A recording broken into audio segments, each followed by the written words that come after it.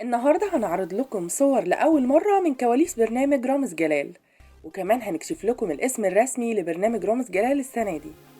الفترة الأخيرة انتشرت صور بيتقال إنها من كواليس برنامج رامز جلال في رمضان 2026، لكن الحقيقة زي ما قلت لكم قبل كده رامز جلال خلص تصوير كل الحلقات فعلا، ودلوقتي بيصور البروموهات الخاصة بالنجوم واللي ظهروا معاه في البرنامج، وبعدها بيجهز البوسترات الرسمية للبرنامج، وبمجرد ما يجهز كل ده بيعلن رسميا عن كل حاجة: الاسم، البوستر، والستايل العام.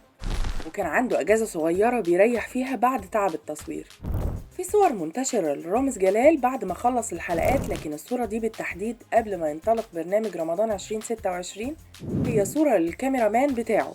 حاولوا يقنعوا الناس إنها من كواليس رمضان 2026، لكن الحقيقة إن الصورة دي من برنامج رامز نيفر إند، واللي كان سنة 2023، وكانت جزء من فيديو كامل متسرب من كواليس تصوير برومو خاص لنجوم النادي الأهلي، يعني ملوش أي علاقة برمضان أصلا. نيجي بقى للموضوع اللي الكل بيدور عليه، وهو اسم برنامج رامز جلال. في أسماء كتير انتشرت زي رامز كهرب نفسه ورامز سواد جيم اللي اتكلم عنه رامز نفسه في حفل الجويا وورد، لكن دول مجرد توقعات مش أكتر.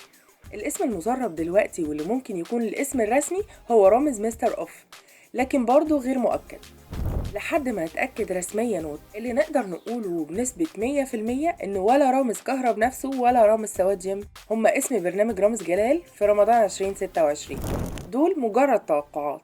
ومن الحاجات المهمة كمان، أول حلقة في البرنامج السنة دي هتكون مع النجم محمد رمضان، يعني كعادة رامز لازم يبدأ الموسم بتاعه بنجم تقيل يشد الجمهور.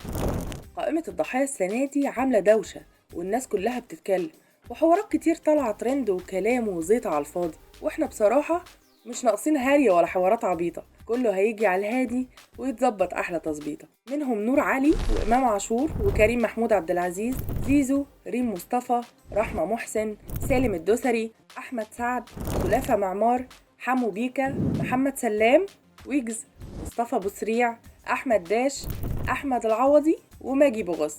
كمان البرنامج السنة دي هيكون ليه شكل وهوية مستوحاة من مسلسل سكواد جيم، لكن مش نسخة كاملة. رامز هياخد فكرة لعبة واحدة ويحولها على طريقته في شكل مقلب، وكمان هيستخدم الهوية البصرية من المسلسل زي الملابس، الشخصيات، الإضاءة والديكور. دي كانت أهم وأحدث المعلومات عن برنامج رامز في رمضان 2026. خلال الفترة اللي جاية هتظهر تفاصيل أكتر وأكتر، فخليكم متابعين معانا علشان كل جديد هيكون عندنا.